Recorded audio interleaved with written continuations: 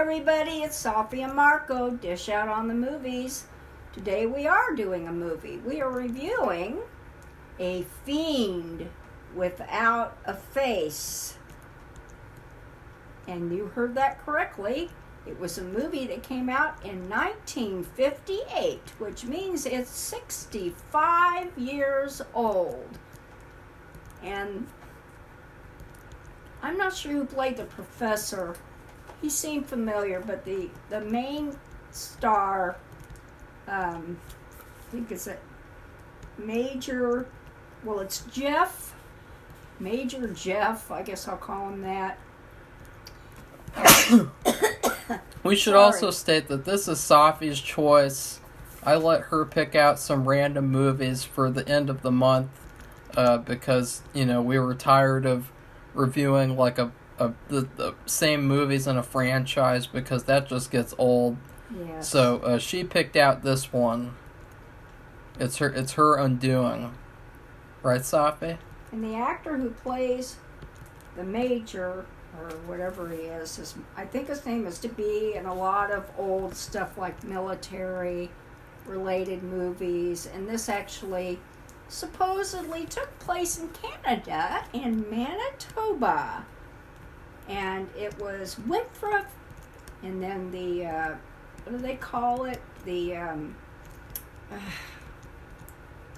I can't think of what they call it. There are different, there's Manitoba and all these other different places, but anyway, in Canada, and it was the Interceptor Command.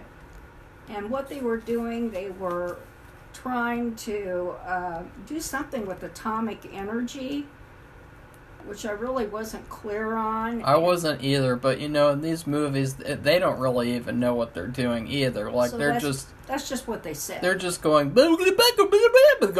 monster! That's every single B movie from this era. You get the mad scientist character, and he's like, you know what we did? And then we got a monster. Well, this time, this guy, but you don't find out what he's done until, near the end of the movie. Yeah. Because he doesn't even know if it has to do with what he has done. But they used something about the atomic energy waves that came, that would increase when they turned them up for some reason to help their radar. I don't know, it was an experimental place. And so while they were experimenting using the atomic energy waves to improve their radar, the professor was using them to create energy from his brain. So in other words, he wanted to do the kind of where you use your brain to manipulate objects. So like you look at a pencil on a counter and you wanted to bring it towards you. So you would use your energy from your brain to make it come to you without you touching it. It would just float over to you or whatever. And so that was his experiment. So there was two experiments going on. The military were doing their own. They didn't know what this professor was doing. And the professor was using what they were using to do something else. And so that's the two sidelines going on. Well, all these people, all of a sudden, start to die off. And of course, they're in a small town, and all the townies are very suspicious of the military. And they think the military is killing people, making their cows produce less milk. That was a big thing.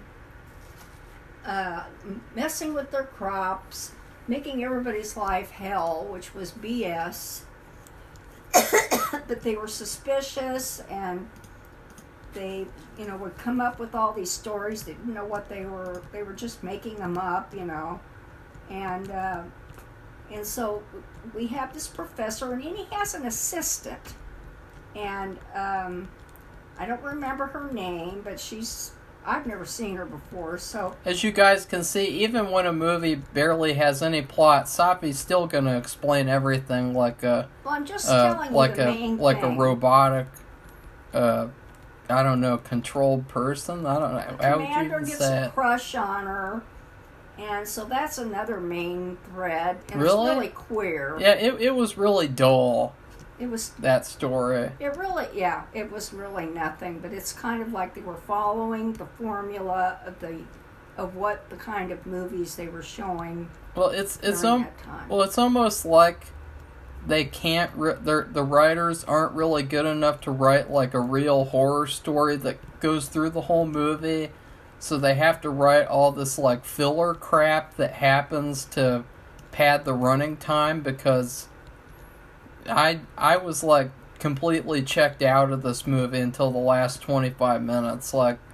the rest of the movie, you don't even have to watch it basically because Nobody knows what's going on. We just have people they're getting killed, and what's really weird is you hear this, like, rustling sound, and it gets louder and louder, and all of a sudden you see this person, they're holding their throat like somebody's strangling them. yeah. And then they go down and they die. And that's what happens to several people. And it gets so bad, and everybody goes, shut the atomic radar station down, and we need to get rid of these soldiers. And another person says, oh, it's a wayward soldier, he's gone mad, killing everybody. But then it just happens so many times, and it's so several people see it happen.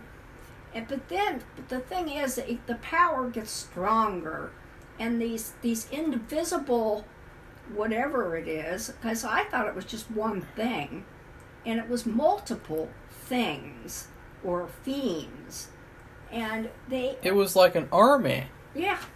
And as the waves got stronger, and these things or thing went to the radar station and increased the waves.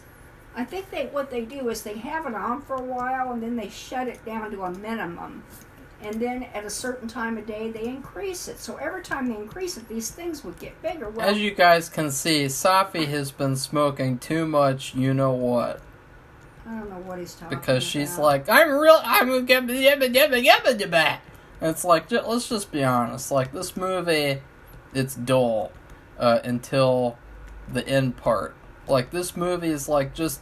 You could put any movie on and say, oh, look, it's Fiend without a face. And I would say, like, oh, really? Because, like, this movie, hardly anything happens. And there's just a lot of talking scenes and offices and things. And it's just really not interesting or entertaining at all until the last 25 minutes when the movie actually happens. Like, I guess there was this one kind of funny part where there was this guy... I can't remember his name. He was like the boyfriend of the girl, whoever the girl was. I don't know what he was. I thought he was related to her. Or I don't know. Like I don't know. They didn't really. I don't know. I thought I missed it. At one point, he comes in and he's been attacked, and I guess he dies. I can't remember. I don't know. He attacked the major for being interested in the girl. Yeah, but then later on, he comes back and he's been attacked or something, and he's like, ooh. Oh, was that him? Ooh. I thought that was the guy in the woods who was going after the... No, that was that guy. And he was like, ooh. And I was like, what, is he really drunk? He's like, it was weird. He was like permanently disturbed. And it didn't make any sense. I was like, what the hell happened to him? He got drunk for making this bad movie. He's like fed up with this crap. Well, I thought it was weird, too, because any other human being who encountered these creatures would be killed. Yeah. So I was confused anyway, not who he was, but why he wasn't dead. I didn't get that. So anyway, these creatures, they started becoming real. So you could see them. Before, they were invisible. Now because they got so much... energy atomic energy, they became three-dimensional. What were they? They were like brains. Were brains with spinal cords attached to them, and they had two arms that were like nerves on a spinal cord. So which those were antennae. I thought that they were really cool. These creatures, they were very, very creative and fun monsters. But I gotta say, like, the title of this movie, Fiend Without a Face, that doesn't fit the story at all. Like, the professor, when he reveals what happened, he even says, like, I created a fiend without a face. And it's like, would anybody really say that? Like, if you created a brain monster, would you really say, I created a fiend without a face? Like, that's just kind of stupid. Yeah, besides that, it wasn't a fiend, it was multiple beings. Yeah. Which, that's why I was so surprised when they developed it, that there's more than one. Yeah. Because I was just expecting one. Yeah, I thought there'd just be a big one, which, you know, I do think that there is, like, a movie where it's just one big brain that attacks people or something, and... I think I know what you're talking about. You know, but I don't know what that one's called, so... It's probably boring and dull like this one, but, you know...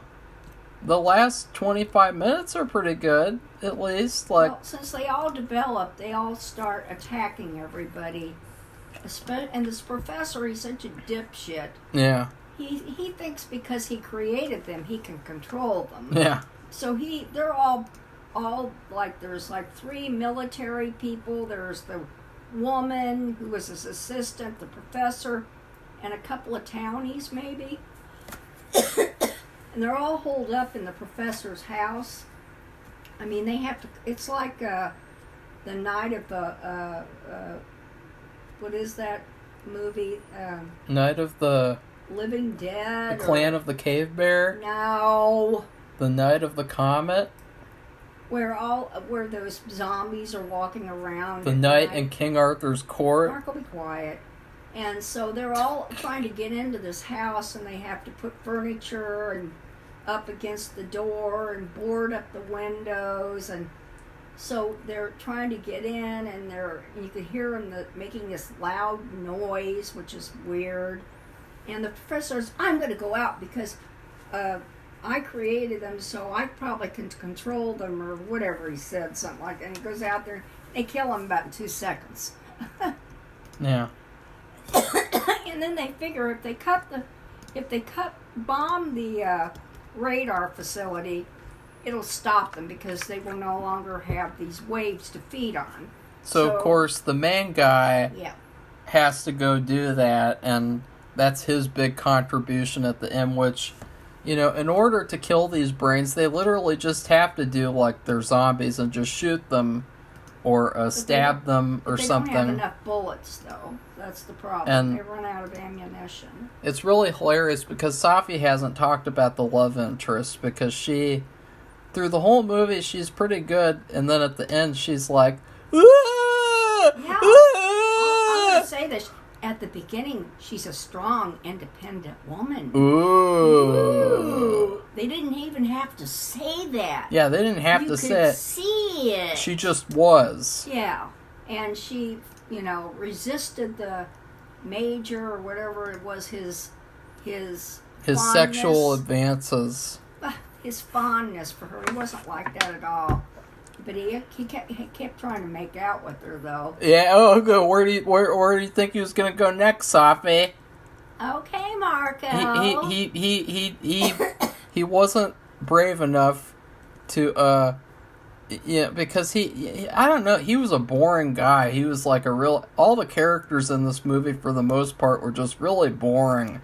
Like, they were just so generic. Like, it felt like he couldn't really do anything really good or bad. She couldn't really do anything good or bad. Like, they just had to be like these boring, generic characters that, like, these are characters in a movie.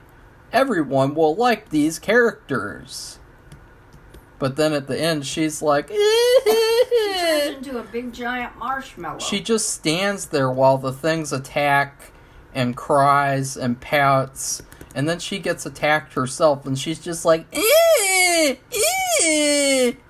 I mean, if they were men, really big men, like, and they couldn't do, once the thing starts attacking, you can't do anything. So there was no way she could do anything. But then the guy came through just in time, and he dynamited the place, the facility, and those things all of a sudden they lost complete energy, and they all I don't know, they turned into blobs of crap and splat on the floor. That was really gross too. It was. And that was the end of them, and that was the end of the threat. And now the end of the movie is also very interesting because we already said that like 10 minutes ago. I just wanted to make sure they knew. Well, people know because they probably saw the movie. Because I doubt everybody's seen this. It's very popular, I guess. Really? Well, look on YouTube, all the comments, like all these boomers, they're like, I really love that guy, that Marshall guy. I like to watch him as a teenage girl, and really, he's my crush and everything. And then you have the guys, and they're like, back in my day, I used to really like watching this movie with my aunt and uncles who served in the War of the 1800s, and I like to watch this movie. It's like, that's what you see in the comments for all these old movies. You see a bunch of old people, and they're talking about the good old days of watching really bad movies like this and being God. I really love this movie, and I love at least they didn't have that good old boy Marshall. At least they didn't have these lines, these forced lines like, she's a strong, independent woman. Yeah. And then, she's turned into a marshmallow. Did they say that? No. I did. Really? Because she did. She did. But she didn't, she wasn't as, well, she wasn't really attractive at all. She was really generic, though. So she wasn't really a marshmallow at all. Because, you look at a marshmallow, you want to eat it. You want to put it on a s'more and eat it. And when you look at her, you just go, ew, she's really pathetic. She just stands there like, ee hee hee hee. And before Marshall goes out to do his job, she kisses him on the cheek. And I thought, yeah, that was really 1950s. You know what I mean, Safi? That's like really 1950s type of shit happen in a movie. I don't know. There's some people want to go back to that Oh, yeah, age. they do, and they're like, they released this one article that says, people who are ages 16 to 24 don't want relationships or sexual activity in movies because it offends them, and it's really uncomfortable for them. Are these the same ones that wear beads to school? Yeah. And it was, I should say pearls. It was only a study that was focused on 1,000 students at UCLA. So it wasn't like the general population or anything. It was just these entitled SJW college students who are full of themselves and need to go fuck themselves. I think they just say that too. I'm sure once they get out in the real world. I don't know. Instead of the what do you call it? Ivory Tower. It's really gay. I know what it's like. The Ivory Tower, being in a university. Things change, believe me, very quickly. Well, the thing is that there is a good medium between a kiss on the cheek and then she's a strong, independent woman. There's a good medium in between, and then at the end of the movie, he comes back, and the very ending is just him kissing her on the mouth finally. Which is... And that was cringe, because it was what the hell? I finally got my kiss! It just felt like it had to happen. It felt like an agenda type of thing. Where, okay... Well, they were doing the what do you call it? The formula. We got it in the movie, so the people have to kiss. The end. This is a fucking horror movie.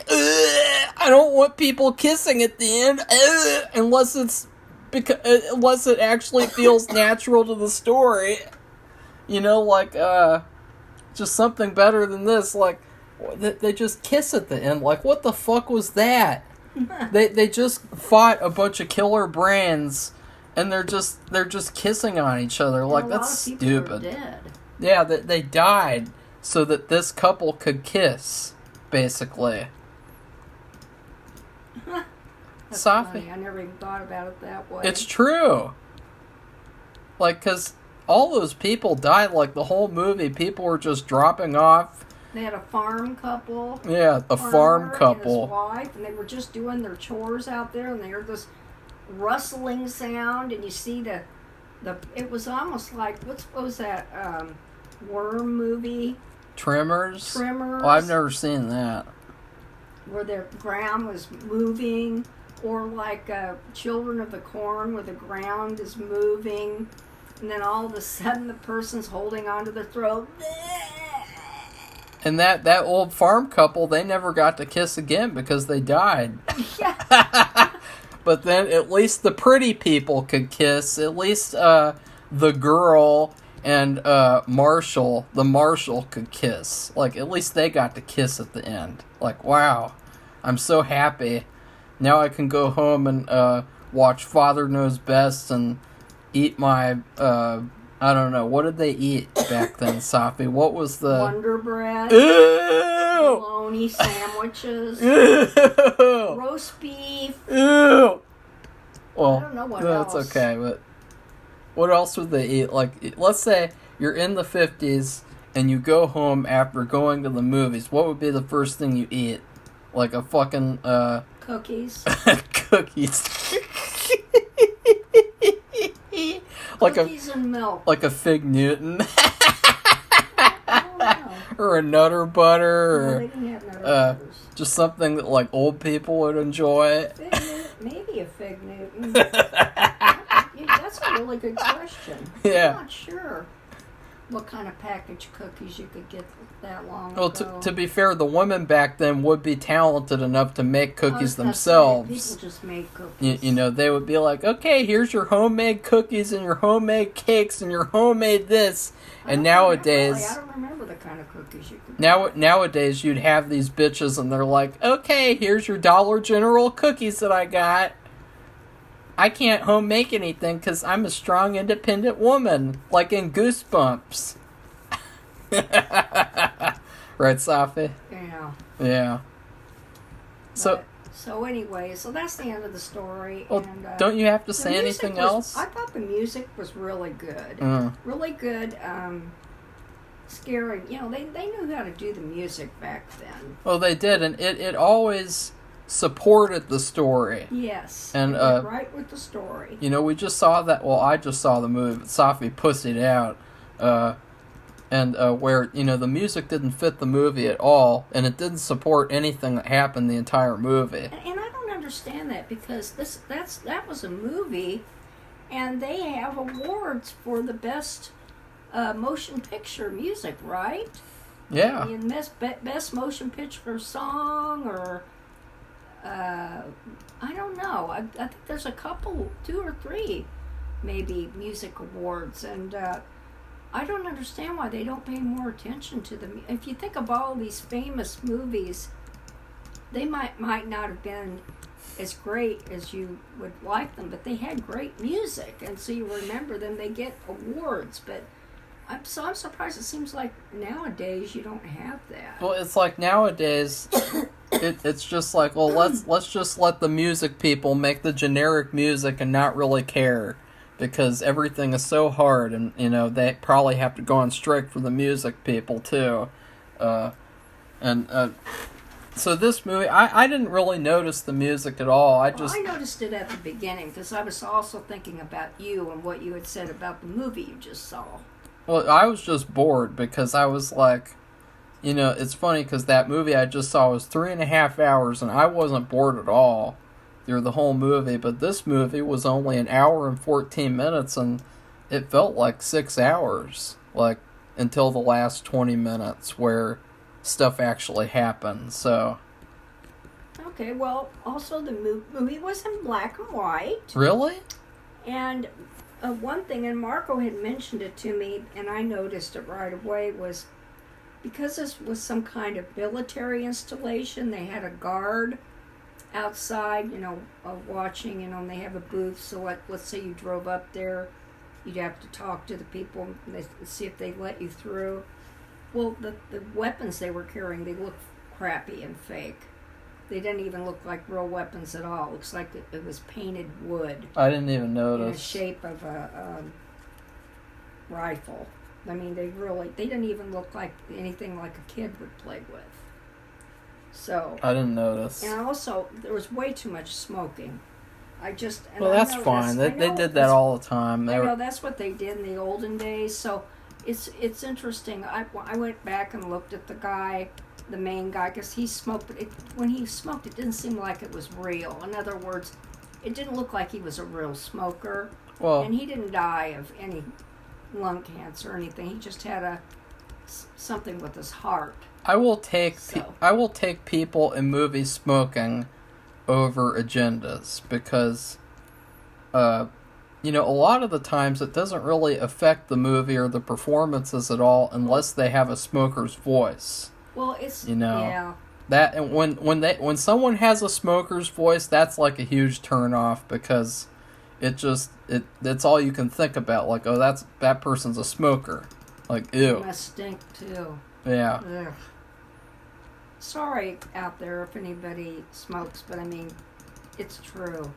Okay, sorry. Well, the thing is that smoking is like, smoking is just, I don't know, like it's something that people do, and it's just like, I don't really care.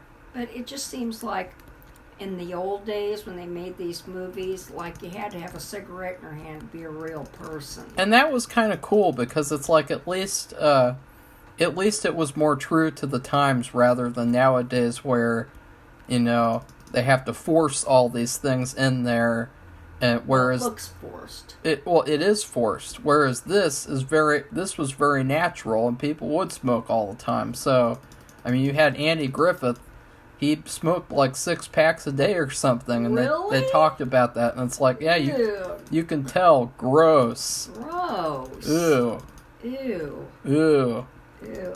Ew. Just like. This is also a part of the Criterion collection, which kind of surprised me. It is? Yeah, it really surprised me. Oh, gross. That's what it said at the beginning. That's weird.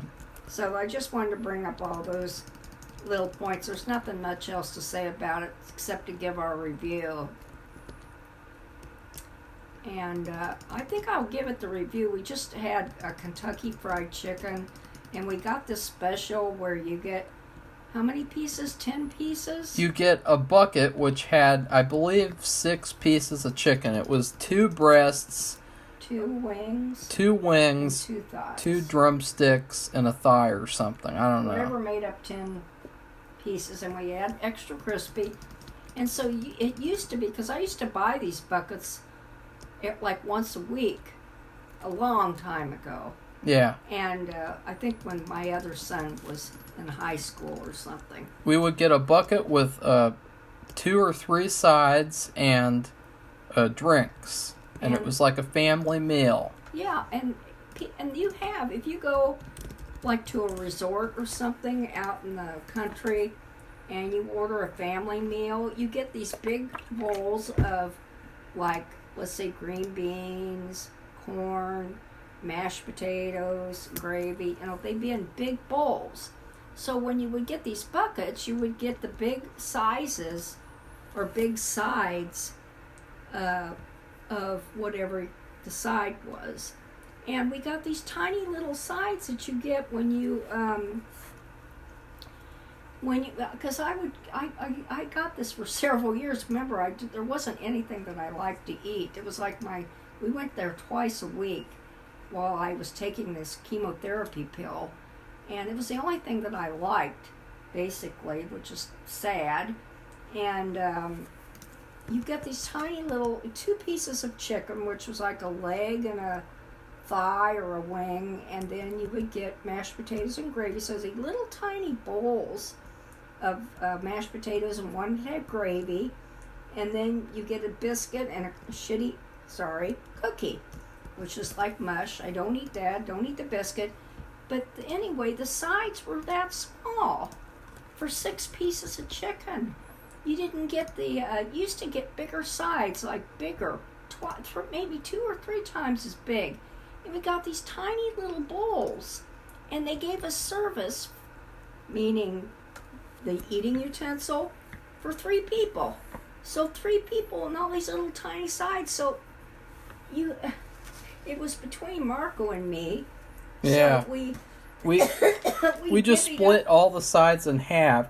Which, and it was so stupid because it's like, you know, honestly, even if we had each like had the sides to ourselves, like individually, that wouldn't have even made it better. That would have just made it worse because it's like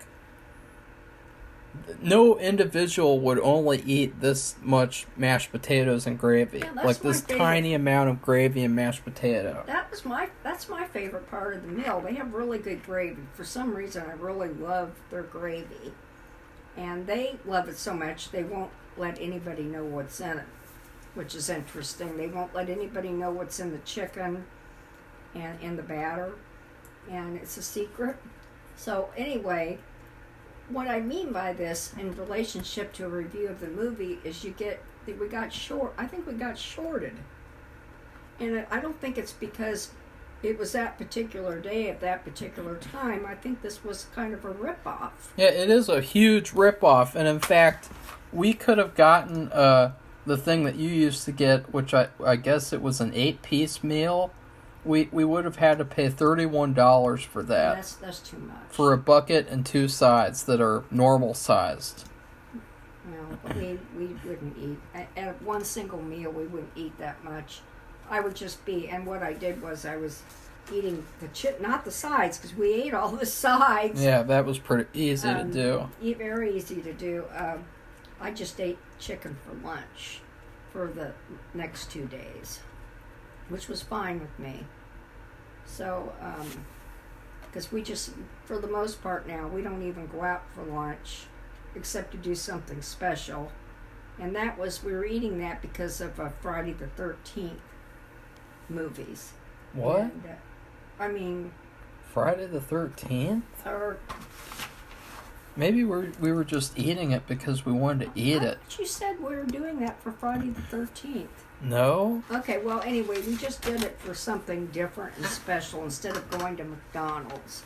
Although we've done that this week, too, because Marco... Okay, you don't need to go into that. Okay, Marco's doing a review about it anyway, I think. No, it's just that this review is dragging on now. Okay, well, anyway, what's your review?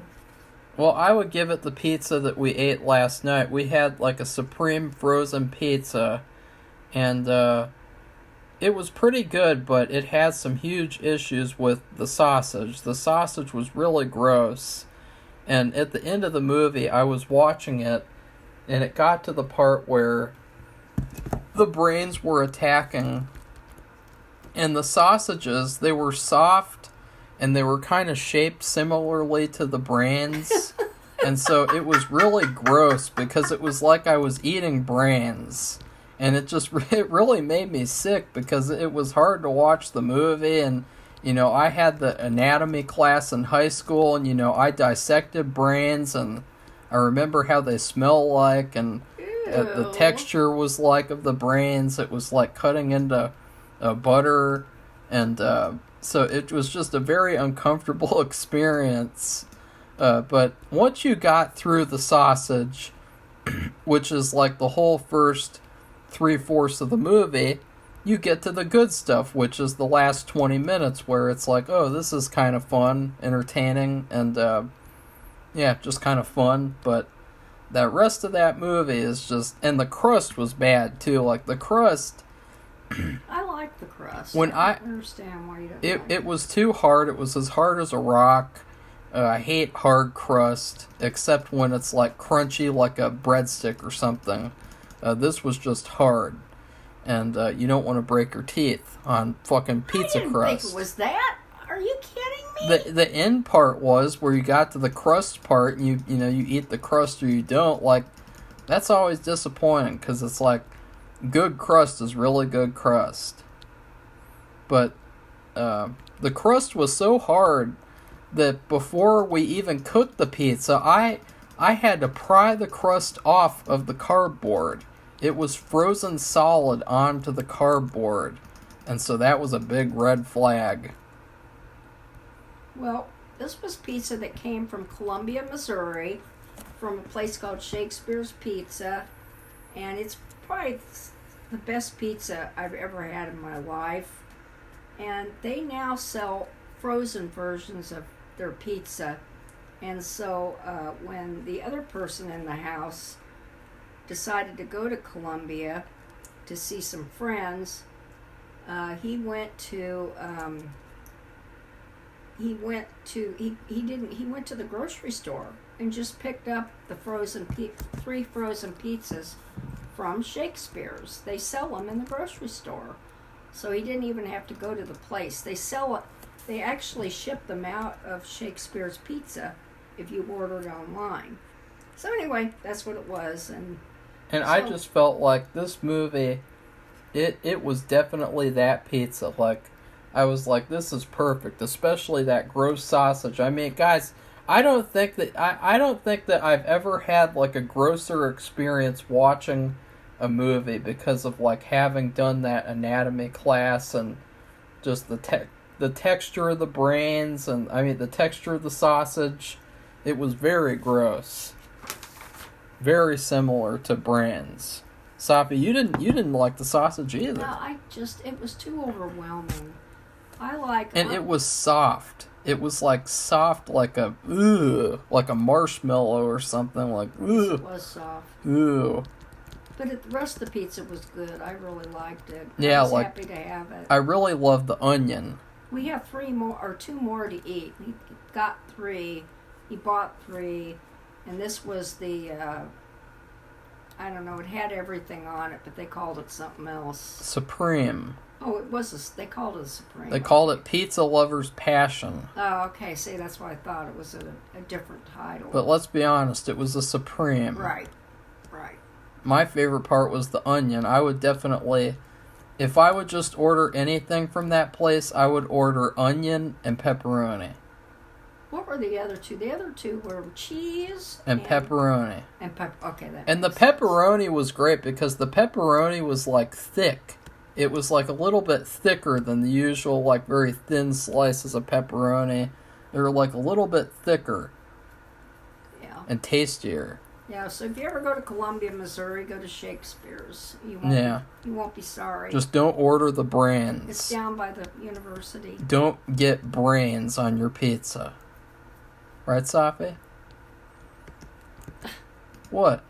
Yeah, don't get brain. What, would you like to eat brains on your pizza? No. For real? No. We can do that, you know. Have fun with that. No.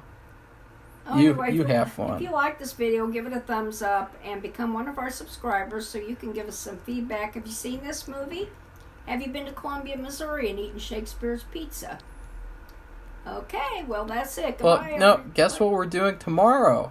Tomorrow we are doing a Slappy World book. Which I'm really excited because we haven't done that like almost the whole month. And it's fun to review those, so. And what's it called, Marco? The Ghost of Slappy. Ooh. Do you think the Ghost of Slappy is going to be just as bad as the living dummy? Maybe the Ghost of Slappy will finally come out of the closet. I don't know. Okay, goodbye, everybody. Bye.